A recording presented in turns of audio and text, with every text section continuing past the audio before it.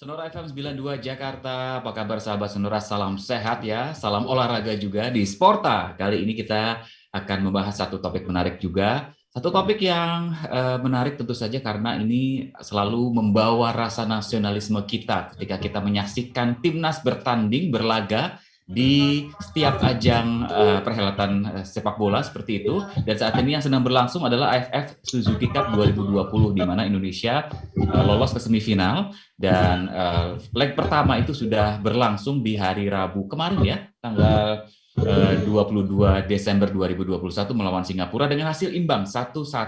Ya, seperti apa kemudian peluang timnas Indonesia ya prediksinya di ajang AFF Cup 2020 ini?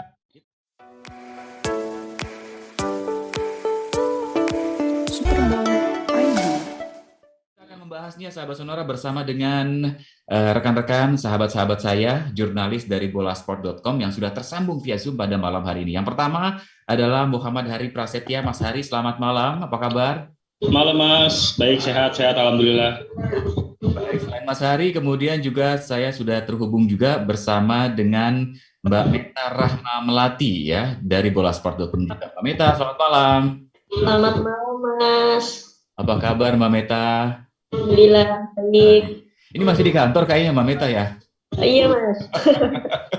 Mas Hari di kantor apa di rumah nih? Di rumah Mas, di rumah. Di rumah ya, work from home mungkin. Dan ada juga 3 orang sekaligus nih, Mbak Wila Wildayanti, jurnalis dari bolasport.com. Mbak Wila, selamat malam Mbak Wila. Selamat malam Mas. Mbak Wila lagi ngopi-ngopi kayaknya ya di kopi. Enggak Mas, di rumah aja kok. Di rumah aja ya. Oke, sehat-sehat semuanya. Nah, kalau kita ngomongin timnas nih, Mas Hari, Mbak Meta, Mbak Wila, ini sudah masuk ke semifinal. Kemudian leg 1 sudah dilalui dengan hasil imbang 1-1. Mudah-mudahan nanti tanggal 25 juga bisa hasilnya itu bisa membawa Indonesia masuk ke laga final. Mungkin catatan awal di leg pertama semifinal ini dari hasil yang kemarin sudah kita saksikan, timnas Indonesia seperti apa nih? Dari siapa nih? Dari Mas Hari dulu boleh, Mas Hari? Boleh. Catatan yang saya lihat dari pertandingan kemarin itu pemain timnas Indonesia kita nih ya kelelahan Mas. Itu yang pertama. Faktor istirahat antara jeda dari babak penyisihan grup ke babak semifinal ini bagi timnas Indonesia sangat sedikit. Sintayong dan anak-anak asuhnya itu hanya istirahat 2 hari, sementara Singapura itu mendapatkan waktu istirahat 3 hari. Memang kita tidak bisa semacam rasa kasihan ya, emang karena udah aturannya seperti itu Mas. Nanti kalau seandainya kita masuk final, kita yang lebih enak karena jeda waktu istirahat kita lebih lama ketimbang Vietnam ataupun Thailand nanti. Itu. Jadi kelelahan terjadi di leg pertama kemarin, mengingat kita lawan Malaysia dan lawan Vietnam itu sama-sama bekerja sangat keras ya. Faktornya sangat berpengaruh ya. Lawan Vietnam juga raksasa Asia Tenggara, sementara Malaysia laga hidup mati yang harus dimenangkan oleh Indonesia. Mungkin itu sih Mas yang pertama. Yang pertama kelelahan ini terlihat ketika babak pertama dan babak kedua ya, itu memang seperti menurun performa skuad timnas kita ya Mas Hari ya. Ya, terlihat sekali. Ya benar sekali, benar. Ketika udah memasuki menit-menit ke 70-an itu udah mulai terlihat tuh permainan timnas kita tuh tidak mulai menyerang, hanya umpan-umpan lambung dan terlihat juga tidak benar ngepres Persib babak pertama yang terjadi. Dan beda juga ngeliatnya nih permainan ini berbeda sama pertandingan kemarin lawan Malaysia kemarin yang sama-sama menyerang. Iya, sama-sama menyerang. Berbeda sekali Mas, gitu sih Mas. Oke. Selain dari faktor kelelahan, dari Mbak Meta mungkin ada faktor lain nggak? Kalau kita lihat yang ngegolin kemarin dari Singapura itu adalah Iksan Afandi, kemudian dia bersaudara dengan Irfan, itu kan, dan pemain lain itu kan dari segi postur nih, apakah Singapura diuntungkan karena dibandingkan dengan skuad timnas kita atau seperti apa yang berpengaruh terhadap hasil kemarin Mbak Meta? Kalau dari segi postur ya, menurut saya dari pertandingan kemarin Singapura emang memiliki penyerang yang tinggi yang golin kemarin kayak Iksan Fandi ya. Tapi di sisi lain pemain bertahan kita ada sih beberapa pemain yang cukup bisa diandalkan dari segi postur kayak Elkan Bagot gitu ya.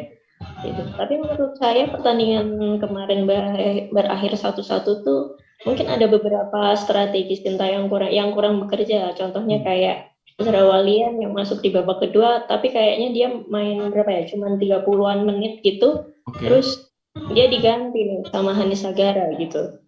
Kayak gitu sih. Mungkin ada target man-nya kurang bekerja gitu. Jadi mungkin sisi sayapnya masih oke, penyerang sayapnya, tapi target man-nya kurang bekerja. Jadi kayak ya satu gol aja kayak gitu. Seperti itu sih. Mungkin ada yang mau nambahin kayak gitu. Iya. Tadi menarik, tadi disampaikan oleh Mas Hari bahwa di menit ke-70 sudah kelihatan tuh, tidak ada menyerang lagi, tapi cenderung umpan-umpan lambung saja. Nah, sebetulnya dilihat nggak sih sama Sintayong bahwa, oke, harus tambah amunisi lagi, dikasih lagi pemain yang, bisa memberikan energi, daya gedor lagi, lebih tinggi lagi. Gimana nih Mbak Wila, kalau Mbak Wila ngelihatnya? Kalau dilihat dari memasukkan Evan Dimas pada pertengahan babak kedua itu juga salah satu faktor Sintayong ingin menambah juru gedor ya, tapi nyatanya malah kebobolan di tengah malahan. Harusnya Evan Dimas bisa membantu lini serang timnas, diharapkan bisa membantu juga pertahanan, tapi malah kebobolan di tengah. Itu sih. Oke. Gimana Mas Hari kalau strategi Sintayong ini secara keseluruhan lah dari awal sampai akhir gitu ya? Ya, kalau bisa dibilang tadi balik lagi ke faktor kelelahan ya Mas, kita harus juga perlu diketahui juga ada beberapa pemain timnas Indonesia kita yang selalu bermain 90 menit selama 5 pertandingan terakhir Singapura. Artinya kayak Alfeandra Dewangga, lalu dari Kika Buaya, itu pemain-pemain yang benar-benar full 90 menit bermain tanpa digantikan. Artinya emang benar-benar harus kelelahan terjadi di sana. Sementara tadi Mas bertanya apakah ada daya gedor lagi ketika setelah kemasukan, ya Sintayong memasukkan Hanis Sagara menggantikan Ezra Walian dan juga memasukkan Yabes Roni di menit akhir. Di situ udah mulai terlihat juga penampilan timnas kita mulai menyerang. Namun sayang Yabes Roni masuk ketika menit 90, menyisakan 3 menit tambahan waktu. Kurang sekali. Mungkin kalau seandainya Yabes Roni dimasukkan sekitar 10 menit terakhir sebelum pertandingan selesai, mungkin bisa berubah permainan ya, berubah pas skor seandainya kalau Yabes Roni dimainkan sejak awal gitu sih Mas. Nah kalau tadi Mas bertanya apakah ada perubahan strategi, ya benar Mas, Sintayong ini tipikal pelatih yang nggak gitu-gitu aja dari susunan formasi. Dari laga pertama lawan Kamboja, Laos, Vietnam, Malaysia, dan Singapura selalu pemainnya tuh taktik formasi selalu berbeda-beda. Uniknya kemarin terakhir lawan Singapura kita tidak tahu apakah formasi Sintayong itu 4-1-4-1 ataupun 3-4-1.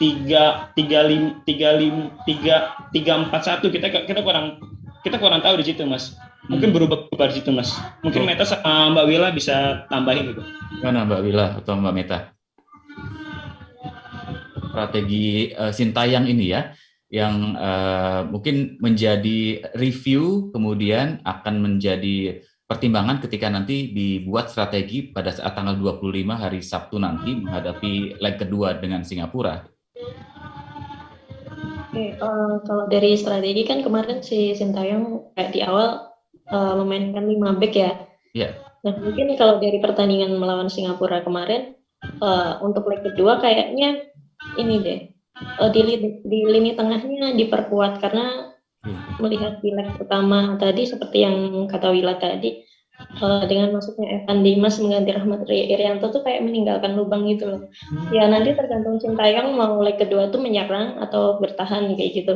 Mungkin kalau mau lebih menyerang ya dipasang Evan Dimas dari menit pertama seperti itu. Tapi kalau untuk menunggu lebih ke bertahan dulu gitu, mungkin bisa dipasang Rahmat Irianto dulu seperti itu sih. Karena kemarin kayak duel di lini tengahnya kayak di babak kedua kayak timnas Indonesia kayak kurang gitu. Kurang ya. Gimana Mbak Wila? Kalau Mbak Wila ngelihatnya nih persiapan tanggal 25. Kalau persiapan tanggal 25 ya harusnya si Sintayong udah tahu ya, udah melihat dari pertandingan leg pertama seperti apa, jadi udah harus tahu mana yang harusnya diperbaiki dan mana yang masih kurang nih. Ya seperti tadi kata Mbak Mita juga, yang kalau emang dari awal besok untuk leg kedua besok emang mau menyerang ya mau nggak mau emang dari menit pertama harus bisa memainkan Evan Dimas. Jadi juru gedor timnas juga akan lebih berwarna gitu kan. Betul. Tapi kalau untuk bermain bertahan dari menit awal ya pasti Rahmat Irianto, karena emang dia lebih ke bertahan kan. Dari awal juga, dari yang sebelum-sebelumnya dia juga lebih ke bertahan sih. Oke, menarik sekali sahabat Sonora, dan juga yang menarik juga adalah kedatangan Egy Maulana Fikri ya. Apakah ini akan diturunkan di leg kedua nanti kita www.superbowl.id.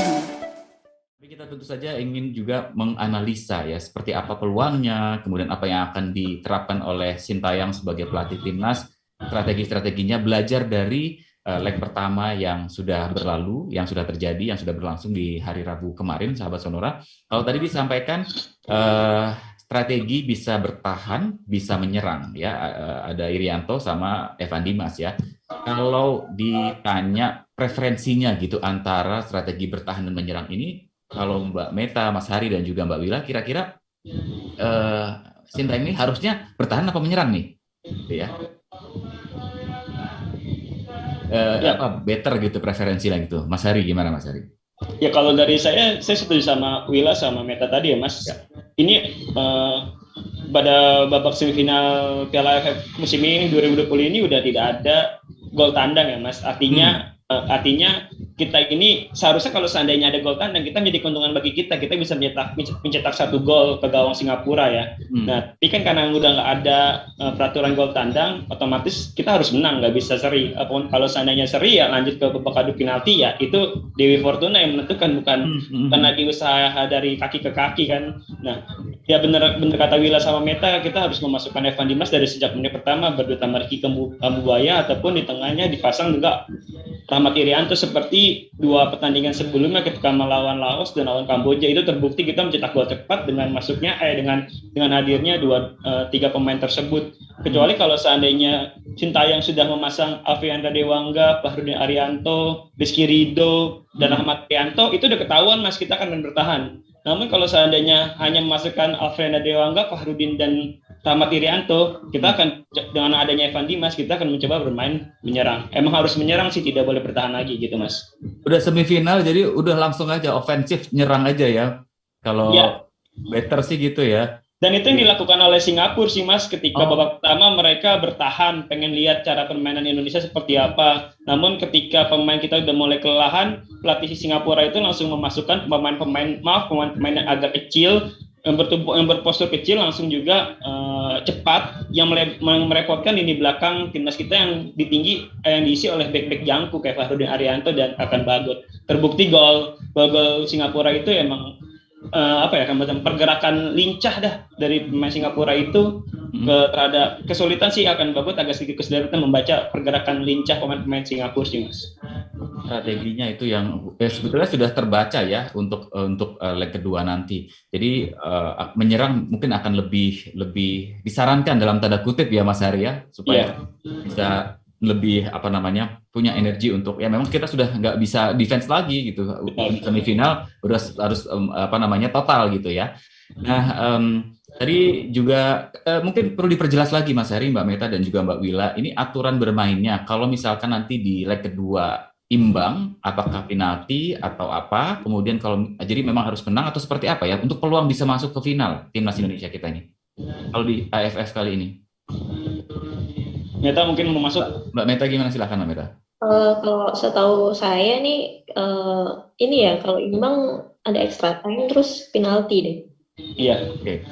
Jadi penentuannya extra time dan penalti ya. Iya, tidak ada gol tandang kandang seperti yang Mas Hari tadi bilang. Oke. Jadi memang ini udahlah kita total aja menyerang gitu ya Mbak Wila ya. Iya, harusnya emang seperti itu ya. Di awal harus menyerang, cetak banyak gol dulu, baru nanti babak kedua bertahan, nggak apa-apa gitu kan. Kan Indonesia juga jago bertahan nih, gitu kan. Jago bertahan,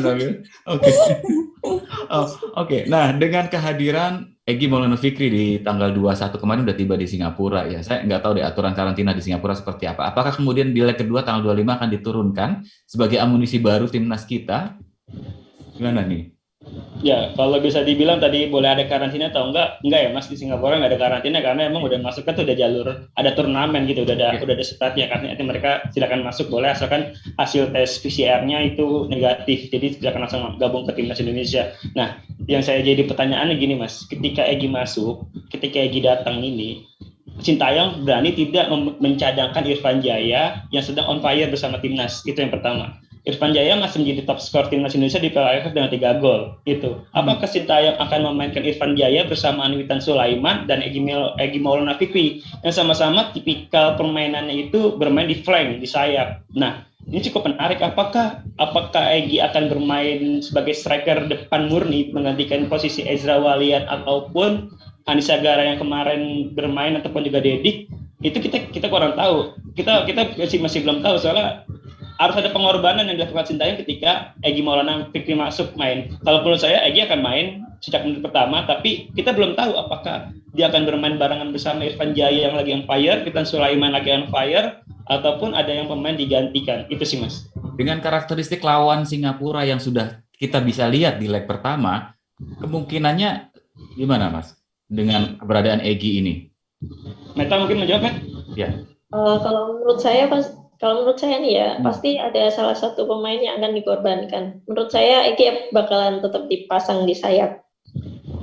Gitu. Okay. Tapi ini resikonya kayak Egy baru datang, tapi ritme permainan timnas Indonesia itu udah cocok sama Irfan sama Witan di sayap seperti itu. Kayak udah terbukti mencetak gol kayak gitu. Yeah. Ini tuh agak-agak riskan sih sebenarnya karena Egy baru datang. Mungkin adaptasinya di latihan ya, tapi untuk secara permainan ya kita agak deg-degan juga sih sebenarnya sih kalau Sintayong mau masukkan Egy itu kayak ada dua resiko yang ada resiko lah yang diambil. Tapi kalau kita harus mau menang ya ada resiko yang harus diambil seperti itu sih.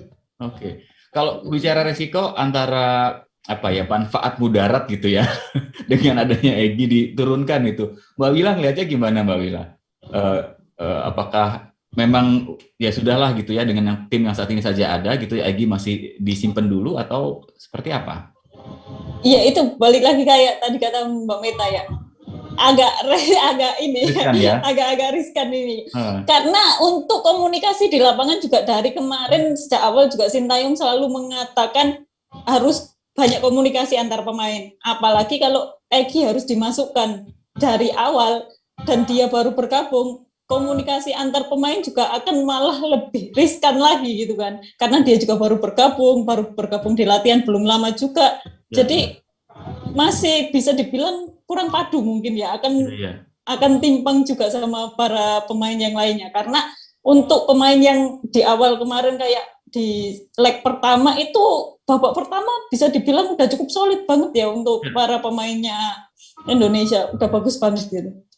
Iya, jadi butuh penyesuaian lagi seperti itu ya kalau ada Egy masuk gitu ya, dan itu beresiko karena tadi menarik kata Mbak Wila bahwa komunikasi ini masih menjadi concern-nya Sintayong ya. Kalau ada orang baru otomatis ada pengenalan lagi karakteristiknya seperti apa, dan itu butuh waktu ya sepertinya Mbak Mas Hari ya. Butuh waktu untuk bisa padu gitu ya. Ngeblend. Satu lagi Mas, mungkin selain pengorbanan Sintayong ada juga adaptasi Egy Maulana Fikri ya. Egy datang dari Slovakia, FK Senica, di mana mereka lagi musim dingin, salju, bermain sementara di Singapura panas. Ya, tropis ya. Ya, tropis. Sementara Akan Bagot aja baru tiba ke Singapura sudah mengeluh panas di Singapura. Adaptasinya masih berkurang. Mungkin Akan Bagot kemarin kelelahan karena emang faktor panas di Singapura. Mungkin Egy Maulana Fikri bermain di FK Senica yang lagi musim dingin, musim salju di sana. Lantas bermain di musim tropis akan berpengaruh juga ke kondisi badannya, kondisi fisiknya. Ini pernah terjadi ketika Egy Maulana Fikri waktu bermain di Lesia Gdańsk di Liga Polandia. Dia bermain waktu itu dipanggil untuk piala, pokoknya itu ada pertandingan di Indonesia waktu itu Mas. Egy bermain, nanti setelah pertandingan Egy membutuhkan bantuan oksigen. Artinya ada perlu tambahan juga yang harus di Sintayong pikirkan ini, bagaimana apakah Egy dimainkan 30 menit setelah 30 menit mau menjelang pertandingan supaya ya mungkin pesepak bola masih bisa 30 menit, tapi kalau udah 60 menit 70 menit ketika dari musim dingin ke musim panas ya cukup harus berpengaruh juga sih Mas, mungkin itu sih Mas. Iya, jadi faktor cuaca, iklim juga berpengaruh, ada penyesuaian dari badannya Egy juga ya, dari Eropa ke Asia di Singapura yang notabene memang tropis panas tadi, mudah-mudahan ini menjadi pertimbangan tim manajemen yang ada di sana official ya untuk bisa menentukan atau mengambil keputusan menempatkan siapa pada saat apa ya, apakah diturunkan dari awal dan seterusnya gitu ya. Kita juga nanti akan membahas di segmen berikutnya, Mas Hari, Mbak Meta dan juga Mbak Wila, peluangnya nanti di leg kedua seperti apa ya.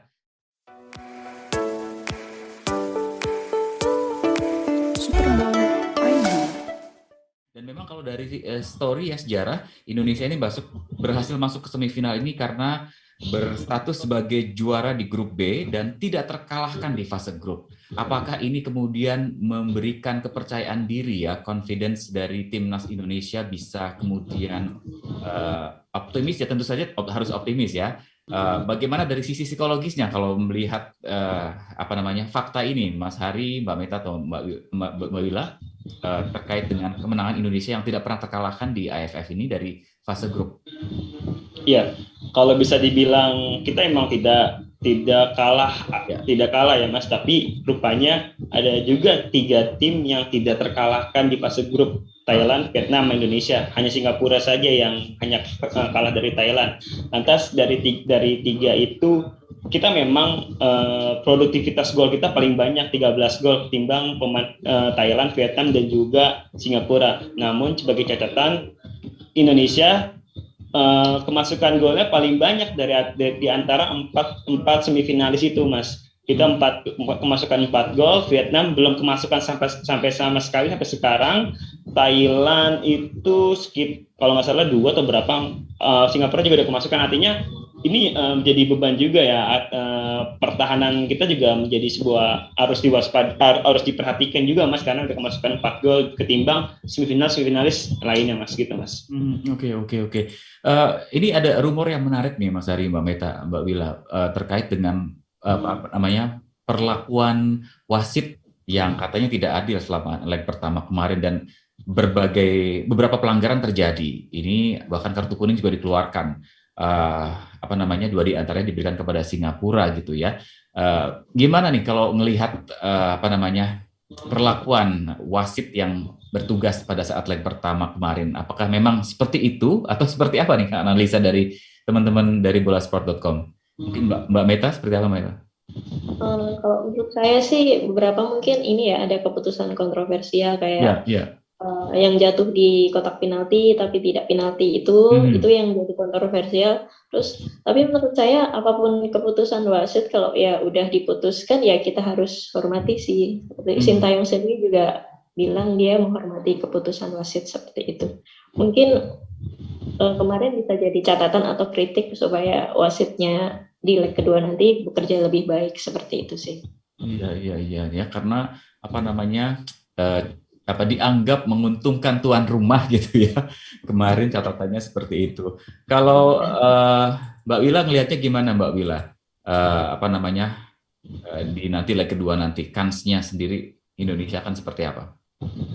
Kalau bicara kans kan ini mulai dari 0 lagi ya, 0-0 lagi gitu kan. Masih benar-benar 0-0 lagi. Jadi kansnya pasti masih ada, yaitu kembali lagi di awal tadi seperti tadi.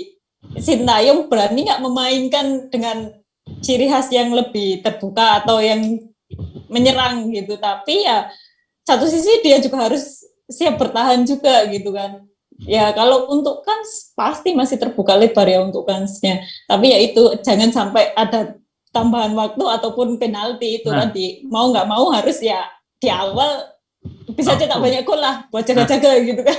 Buat jaga-jaga bisa banyak cetak gol ya, di babak kedua bisa lah bertahan gitu kan. Buktinya waktu lawan Vietnam juga bisa bertahan gitu kan. Oke, ini menarik. Kalau tadi di leg pertama problemnya adalah kelelahan. Ini di leg kedua kan kita punya banyak waktu istirahat ya, dari tanggal 22 ke 25, ada 3 hari waktu yang cukup, Mas Hari ya. Artinya sebetulnya masalah kelelahan bisa kita bisa kita cari solusinya. Nah, tinggal strategi ya. Gimana Mas Hari kalau ngelihat ini? Akan lebih fit kah gitu ya? Dijamin lebih fit atau seperti apa nih? Sintayong sudah berbicara kepada awak media ya, Mas, setelah pertandingan kemarin dalam sesi jumpa pers, dia juga mengatakan bahwa dia lebih yakin kalau anak-anak asuhnya itu akan bermain lebih baik lagi saat leg kedua nanti, Mas. Artinya antara jeda waktu istirahatnya itu benar-benar fresh tanpa ada kelelahan. Mungkin karena Sintayong sudah berpikir seperti itu. Dia udah berpikir sepertinya leg pertama ini kita kelelahan sekali kan, hanya waktunya untuk istirahat. Nanti pas leg kedua nanti akan ada perubahan lagi dari Sintayong seperti itu sih, Mas. Jadi lebih benar-benar harus bisa mengubah keadaan, nggak bisa lagi kita bermain bertahan gitu. Singapura pasti akan berpikir sama seperti kita juga gitu sih Mas. Nah, masalah wasit tadi sedikit nambahin Meta sama Willa. Saya pikir kemarin ketika dipimpin wasit Korea Selatan dia akan mendukung Sintayong ya sama-sama Korea Selatan. Ternyata tidak ya. Jadi saya pikir lebih baik wasitnya dari Timur Tengah aja lah, jangan dari Korea Selatan juga. Ya, takutnya nanti malah disangka ramai ya. Wah, ini wasit Korea Selatan dukung Sintayong nih, karena ada juga berpikir seperti itu.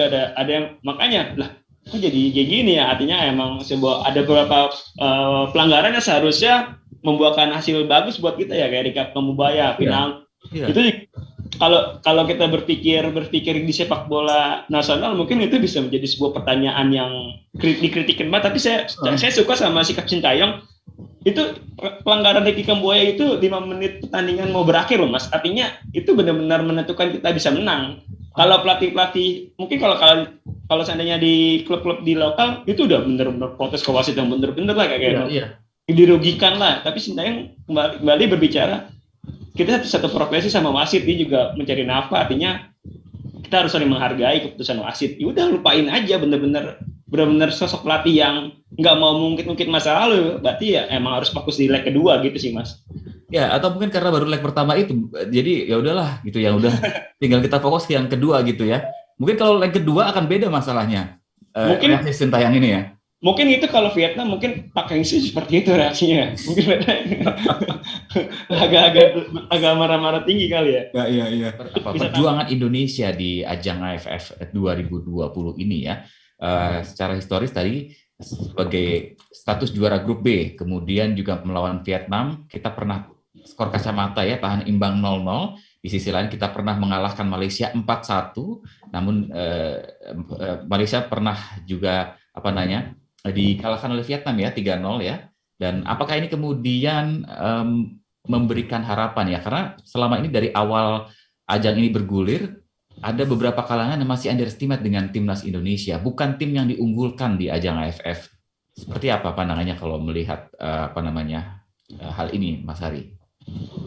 Ya, ketika Sintayong didatangkan pada akhir 2019, itu menjadi sebuah banyak masyarakat Indonesia yang berpikir, kenapa sih kita nggak perpanjang Luis Milla aja? Ada yang berpikir seperti itu. Kenapa harus Sintayong lagi? Oke. Dan ternyata Sintayong ini sedikit sudah mulai membuka lembaran baru bagi supporter-supporter untuk melupakan Luis Milla. Kalau menurut pribadi saya, memang ketika Sintayong datang langsung pandemi Mas. Jadi artinya tidak terlihat permainan timnas Indonesia seperti apa. Baru ketika kualifikasi Piala Dunia kemarin, di situ juga emang baru tahap penyesuaian ya antara taktik Sintayong dan juga permainan timnas Indonesia. Ya kita di situ emang akuin kita bisa imbang lawan Thailand, namun kita juga kalah telak lawan Vietnam. Nah artinya dari situ mungkin Sintayong belajar, oh ternyata keras juga ya sepak bola Asia Tenggara ya. Dari situ mungkin dia mungkin berpikir akhirnya, dan terbukti di Piala AFF ini setelah setahun melatih Indonesia dari Januari sampai Desember ini, barulah terlihat permainan kita seperti apa. Emang banyak yang menyepelekan karena pemain-pemain kita ini tidak berpengalaman. Hanya beberapa pemain saja yang berpengalaman di Piala AFF ini. Nah, ya bisa dibilang kita underdog lah kalau seandainya banyak yang bilang seperti itulah. Tapi kayak semacam beberapa komentar juga menyindir pemain kayak kemarin Safi Salih, legenda Malaysia, juga menyebut kalau seandainya yang masuk semifinal Malaysia sama Vietnam, ternyata kita bisa masuk ke semifinal kan. Itu sih Mas. Artinya emang sebuah tekanan dari publik membuat mental Asnawi dan kawan-kawan ini bangkit. Hanya saja ketika menang lawan Malaysia kemarin, euforianya terlalu terbesar-besarkan dan membuat permainan melawan Singapura agak sedikit down gitu sih. Oke, sudah update 2-0 katanya ya, sekarang Thailand Vietnam. Oke, baik. Mudah-mudahan ini tadi ya, confidence-nya meningkat ya. Jadi biarkanlah di luar orang ngomong apa, tapi Mbak Meta, mungkin bisakah kemudian Indonesia menjadi dark horse nih, kuda hitam yang kemudian akan melaju terus ke final nanti? Bahkan mungkin ya kita berharap tentu saja bisa mendapatkan hasil yang terbaik nanti di final gitu. Kalau menurut saya peluang untuk ke final itu masih ada ya. terbuka di leg kedua, Wila tadi bilang 50-50, ya kita harus memanfaatkan satu-satunya pertandingan itu untuk memenangkan pertandingan. Ya kita lupakan leg pertama dan fokus untuk leg kedua biar bisa menang, seperti itu sih. Fokus untuk leg kedua, lebih menyerang ya? Ya harus lebih menyerang dan lebih percaya diri sih sebenarnya sih. Apa yang dilakukan oleh Sintayong ya untuk membangun kepercayaan diri menghadapi sisa-sisa pertandingan sampai partai akhir nanti? Mungkin ada update gitu ya dari teman-teman jurnalis bolasport.com. Mbak Mila mungkin bisa, Mbak Mila boleh nambahin? Kalau untuk masalah mental pemain, sepertinya mental para pemain timnas saat ini bisa dibilang lebih bagus ya, lebih bagus. Maksudnya bahkan waktu lawan Malaysia ketinggalan terlebih dahulu juga mereka para pemainnya nggak down, mereka masih tetap bagus, masih tetap stabil kayak gitu. Kalau bisa dibilang mental para pemain timnas saat ini sih bagus-bagus ya, jadi nggak terlalu berpengaruh juga ya kayaknya. Santai aja ya, pokoknya fokus bermain aja seperti itu. Terima kasih sudah menonton. Jangan lupa subscribe, like, komen, dan share konten. Super Bowl ID.